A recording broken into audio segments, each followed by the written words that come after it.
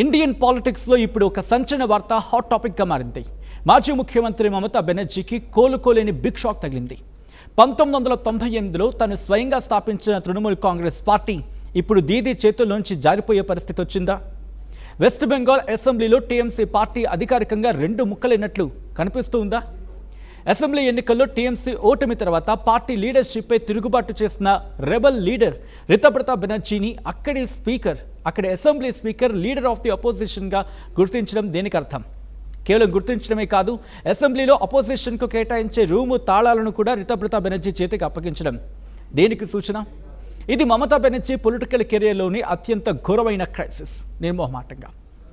ఈ నేపథ్యంలో అసలు ఇంతకీ బెంగాల్లో ఏం జరుగుతూ ఉంది? దీదీ సామ్రాజ్యం కూలిపోబోతూ ఉందా? మహారాష్ట్ర తరహా రాజకీయం ఇక్కడ రిపీట్ కాబోతూ ఉందా? ఈ కంప్లీట్ స్టోరీ ఇప్పుడు పూర్తిగా తెలుసుకుందాం. ఎక్కడ కూడా స్కిప్ చేయకుండా చివరి ఆఖరి వరకు చూడండి. హలో నమస్తే, వెల్కమ్ టు ఆర్టీవీ. నేను సచిన్.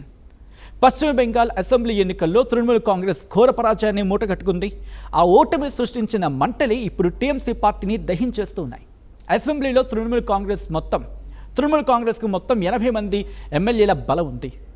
అయితే ఇందులో ఏకంగా 58 మంది ఎమ్మెల్యేలు మమతా బెనర్జీకి వ్యతిరేకంగా తిరుగుబాటు బావుట ఎగరేశారు.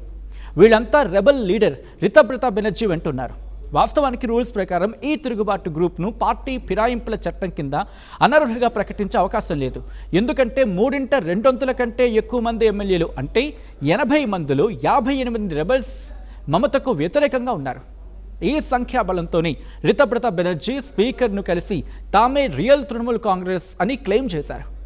స్పీకర్ రతీంద్ర బోస్ కూడా రూల్స్ ప్రకారం ఈ మెజారిటీని అంగీకరిస్తూ ఆయనకు లీడర్ ఆఫ్ ది అపోజిషన్ హోదాను కట్టబెట్టారు. అయితే ఈ డ్రామా ఇక్కడితో అయిపోలేదు. దీని వెనుక ఒక పెద్ద క్రైమ్ సస్పెన్స్ స్టోరీ కూడా ఉంది. నిజానికి అసెంబ్లీలో విపక్ష నాయకుడి పదవి కోసం మమతా బెనర్జీ ఒక లేఖను పంపించారు.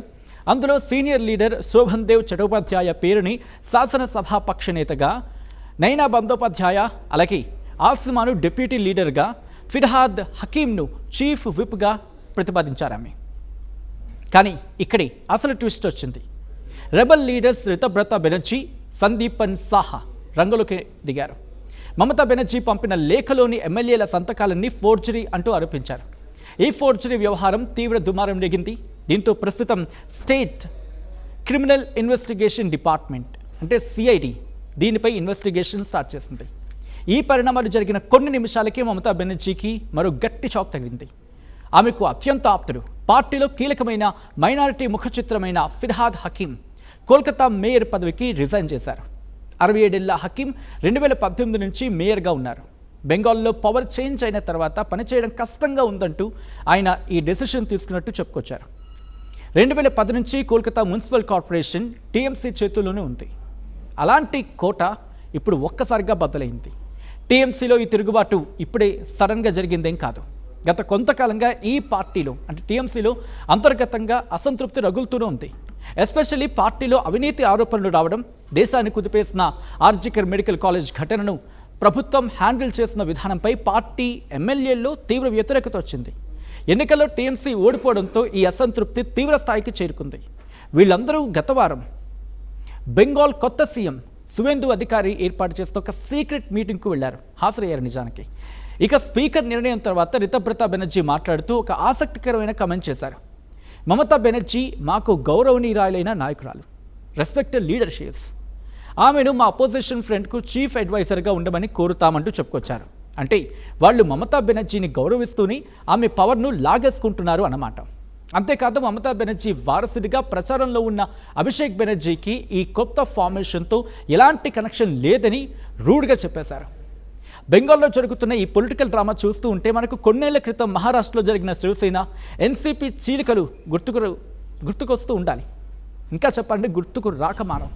మహారాష్ట్రలో ఏక్నాథ్ షిండే అలాగే అజిత్ పవార్ వీళ్ళు ఎలాగైతే ఎమ్మెల్యేలను చీల్చి తర్వాత ఎలక్షన్ కమిషన్ ద్వారా ఒరిజినల్ పార్టీ పేరుని సింబల్ను దక్కించుకున్నారో, ఇప్పుడు బెంగాల్లో కూడా అదే సీన్ రిపీట్ అయ్యేలా కనిపిస్తుంది.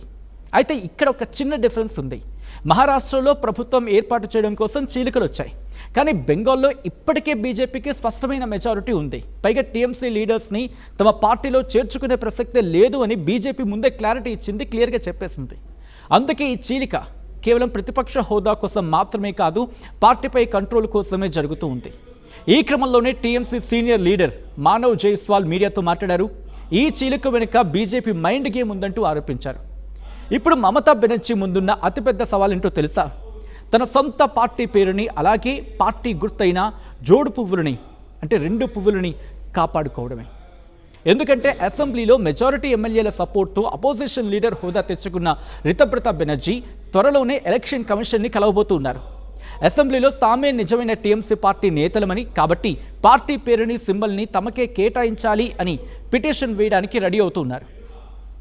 ఇంకొక ఆందోళనకరమైన విషయం ఏంటంటే, రాబోయే రోజుల్లో కేవలం బెంగాల్ అసెంబ్లీలోనే కాదు, ఢిల్లీలోని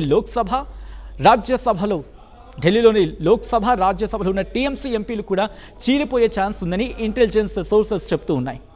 ఒకవేళ ఎంపీలు కూడా రెబల్స్ వైపు వెళితే మమతా బెనర్జీ చేతిలో పార్టీ బోర్డు తప్ప ఇంకేం మిగలదు. ప్రస్తుతం పరిస్థితి చేయి దాటిపోతూ ఉండడంతో మమతా బెనర్జీ ఇప్పుడు అలర్ట్ అయ్యారు. పార్టీ కమిటీలన్నింటినీ రద్దు చేశారు, ఆత్మ పరిశీలన చేసుకుంటామని ప్రకటించారు. అలాగే సంక్షోభం నుంచి గట్టెక్కడానికి వచ్చే వారం ఢిల్లీలో ఇండియా కూటమి అత్యవసర సమావేశాన్ని ఏర్పాటు చేయాలని కోరారామె. అయితే కాంగ్రెస్, సమాజ్వాదీ పార్టీ లాంటి నేతలు, ఆ పార్టీలకు చెందిన నేతలు ఆమెకు సపోర్ట్ ఇచ్చే ఛాన్స్ ఉంది. ఈ కాంటెక్స్లో కాంగ్రెస్, ఎస్పీ, సమాజ్వాదీ పార్టీ లాంటి ఆ పార్టీకి సంబంధించిన నేతలు ఆమెకు సపోర్ట్ ఇచ్చే అవకాశం ఉంది. కానీ ఢిల్లీ నేతలు ఇచ్చే పొలిటికల్ సపోర్ట్ బెంగాల్లోని ఈ తిరుగుబాటును ఆపగలదా అనేది $1 మిలియన్ క్వశ్చన్. ఏదేమైనా ఒంటి చేత్తో బెంగాల్ని వెళ్ళిన మమతా బెనర్జీకి సొంత ఎమ్మెల్యేలే ఎసరు పెట్టడం అనేది భారత రాజకీయాల్లో ఒక సంచలనంగా మారుతూ ఉంది, మారబోయే అవకాశం కూడా ఉంది. మరి ఈ పొలిటికల్ వార్లో దీదీ గెలుస్తుందా, లేకపోతే రితప్రతాప్ బెనర్జీ కొత్త బాస్ అవుతారా? మీ అభిప్రాయాన్ని కింద కామెంట్ సెక్షన్లో షేర్ చేయండి. ఈ వీడియో నచ్చితే లైక్ చేయండి. మరిన్ని లేటెస్ట్ అప్డేట్స్ కోసం మన RTV ఛానల్ని సబ్స్క్రైబ్ చేసుకోండి. ఇండియన్ పాలిటిక్స్లో ఇప్పుడు ఒక సంచలన వార్త హాట్ టాపిక్గా మారింది. మాజీ ముఖ్యమంత్రి మమతా బెనర్జీకి కోలుకోలేని బిగ్ షాక్ తగిలింది. 1998లో తను స్వయంగా స్థాపించిన తృణమూల్ కాంగ్రెస్ పార్టీ ఇప్పుడు దీదీ చేతుల్లోంచి జారిపోయే పరిస్థితి వచ్చిందా? వెస్ట్ బెంగాల్ అసెంబ్లీలో టీఎంసీ పార్టీ అధికారికంగా 2 ముక్కలైనట్లు కనిపిస్తూ ఉందా? అసెంబ్లీ ఎన్నికల్లో టీఎంసీ ఓటమి తర్వాత పార్టీ లీడర్షిప్పై తిరుగుబాటు చేసిన రెబల్ లీడర్ రితప్రతాప్ బెనర్జీని అక్కడి assembly speaker leader of the అపోజిషన్గా గుర్తించడం దేనికి అర్థం? కేవలం గుర్తించడమే కాదు, అసెంబ్లీలో అపోజిషన్కు కేటాయించే రూము తాళాలను కూడా రితప్రతాప్ బెనర్జీ చేతికి అప్పగించడం దేనికి సూచన? ఇది మమతా బెనర్జీ పొలిటికల్ కెరియర్లోని అత్యంత ఘోరమైన క్రైసిస్, నిర్మోహమాటంగా. ఈ నేపథ్యంలో అసలు ఇంతకీ బెంగాల్లో ఏం జరుగుతూ ఉంది? దీదీ సామ్రాజ్యం కూలిపోబోతూ ఉందా? మహారాష్ట్ర తరహా రాజకీయం ఇక్కడ రిపీట్ కాబోతూ ఉందా? ఈ కంప్లీట్ స్టోరీ ఇప్పుడు పూర్తిగా తెలుసుకుందాం. ఎక్కడ కూడా స్కిప్ చేయకుండా చివరి ఆఖరి వరకు చూడండి. హలో, నమస్తే, వెల్కమ్ టు RTV. నేను సచిన్. పశ్చిమ బెంగాల్ అసెంబ్లీ ఎన్నికల్లో తృణమూల్ కాంగ్రెస్ ఘోర పరాజయాన్ని మూటగట్టుకుంది.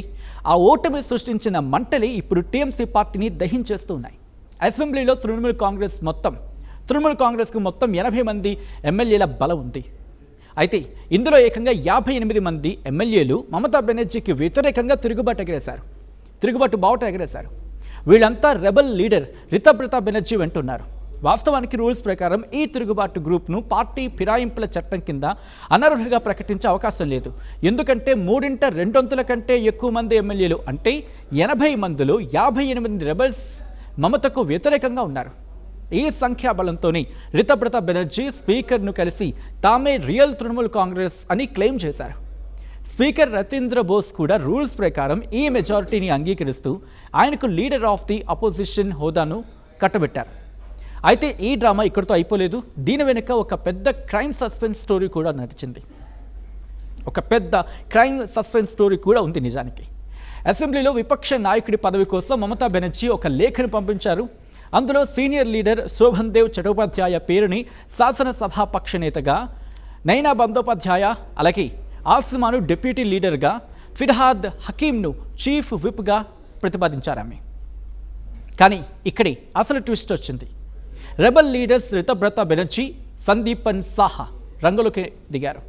మమతా బెనర్జీ పంపిన లేఖలోని ఎమ్మెల్యేల సంతకాలన్నీ ఫోర్జరీ అంటూ ఆరోపించారు. ఈ ఫోర్జరీ వ్యవహారం తీవ్ర దుమారం రేగింది. దీంతో ప్రస్తుతం స్టేట్ క్రిమినల్ ఇన్వెస్టిగేషన్ డిపార్ట్మెంట్ అంటే సిఐడి దీనిపై ఇన్వెస్టిగేషన్ స్టార్ట్ చేసింది. ఈ పరిణామాలు జరిగిన కొన్ని నిమిషాలకే మమతా బెనర్జీకి మరో గట్టి షాక్ తగిలింది. ఆమెకు అత్యంత ఆప్తుడు, పార్టీలో కీలకమైన మైనారిటీ ముఖచిత్రమైన ఫిర్హాద్ హకీం కోల్కతా మేయర్ పదవికి రిజైన్ చేశారు. 67 ఏళ్ల హకీం 2018 నుంచి మేయర్గా ఉన్నారు. బెంగాల్లో పవర్ చేంజ్ అయిన తర్వాత పనిచేయడం కష్టంగా ఉందంటూ ఆయన ఈ డెసిషన్ తీసుకున్నట్టు చెప్పుకొచ్చారు. 2010 నుంచి కోల్కతా మున్సిపల్ కార్పొరేషన్ టీఎంసీ చేతుల్లోనే ఉంది. అలాంటి కోట ఇప్పుడు ఒక్కసారిగా బద్దలైంది. టీఎంసీలో ఈ తిరుగుబాటు ఇప్పుడే సడన్గా జరిగిందేం కాదు. గత కొంతకాలంగా ఈ పార్టీలో అంటే టీఎంసీలో అంతర్గతంగా అసంతృప్తి రగులుతూనే ఉంది. ఎస్పెషల్లీ పార్టీలో అవినీతి ఆరోపణలు రావడం, దేశాన్ని కుదిపేసిన ఆర్జికర్ మెడికల్ కాలేజ్ ఘటనను ప్రభుత్వం హ్యాండిల్ చేసిన విధానంపై పార్టీ ఎమ్మెల్యేల్లో తీవ్ర వ్యతిరేకత వచ్చింది. ఎన్నికల్లో టీఎంసీ ఓడిపోవడంతో ఈ అసంతృప్తి తీవ్ర స్థాయికి చేరుకుంది. వీళ్ళందరూ గత వారం బెంగాల్ కొత్త సీఎం సువేందు అధికారి ఏర్పాటు చేసిన ఒక సీక్రెట్ మీటింగ్కు వెళ్లారు, హాజరయ్యారు నిజానికి. ఇక స్పీకర్ నిర్ణయం తర్వాత రితబ్రత బెనర్జీ మాట్లాడుతూ ఒక ఆసక్తికరమైన కమెంట్ చేశారు. మమతా బెనర్జీ మాకు గౌరవనీయురాలైన నాయకురాలు, రెస్పెక్టెడ్ లీడర్షిప్స్. ఆమెను మా అపోజిషన్ ఫ్రెండ్కు చీఫ్ అడ్వైజర్గా ఉండమని కోరుతామంటూ చెప్పుకొచ్చారు. అంటే వాళ్ళు మమతా బెనర్జీని గౌరవిస్తూనే ఆమె పవర్ను లాగేసుకుంటున్నారు అన్నమాట. అంతేకాదు మమతా బెనర్జీ వారసుడిగా ప్రచారంలో ఉన్న అభిషేక్ బెనర్జీకి ఈ కొత్త ఫార్మేషన్తో ఎలాంటి కనెక్షన్ లేదని రూడ్గా చెప్పేశారు. బెంగాల్లో జరుగుతున్న ఈ పొలిటికల్ డ్రామా చూస్తూ ఉంటే మనకు కొన్నేళ్ల క్రితం మహారాష్ట్రలో జరిగిన శివసేన ఎన్సీపీ చీలికలు గుర్తుకొస్తూ ఉండాలి. ఇంకా చెప్పండి, గుర్తుకు రాకమానం. మహారాష్ట్రలో ఏకనాథ్ షిండే, అలాగే అజిత్ పవార్, వీళ్ళు ఎలాగైతే ఎమ్మెల్యేలను చీల్చి తర్వాత ఎలక్షన్ కమిషన్ ద్వారా ఒరిజినల్ పార్టీ పేరుని సింబల్ను దక్కించుకున్నారు, ఇప్పుడు బెంగాల్లో కూడా అదే సీన్ రిపీట్ అయ్యేలా కనిపిస్తుంది. అయితే ఇక్కడ ఒక చిన్న డిఫరెన్స్ ఉంది. మహారాష్ట్రలో ప్రభుత్వం ఏర్పాటు చేయడం కోసం చీలికలు వచ్చాయి, కానీ బెంగాల్లో ఇప్పటికే బీజేపీకి స్పష్టమైన మెజారిటీ ఉంది. పైగా టీఎంసీ లీడర్స్ని తమ పార్టీలో చేర్చుకునే ప్రసక్తే లేదు అని బీజేపీ ముందే క్లారిటీ ఇచ్చింది, క్లియర్గా చెప్పేసింది. అందుకే ఈ చీలిక కేవలం ప్రతిపక్ష హోదా కోసం మాత్రమే కాదు, పార్టీపై కంట్రోల్ కోసమే జరుగుతూ ఉంది.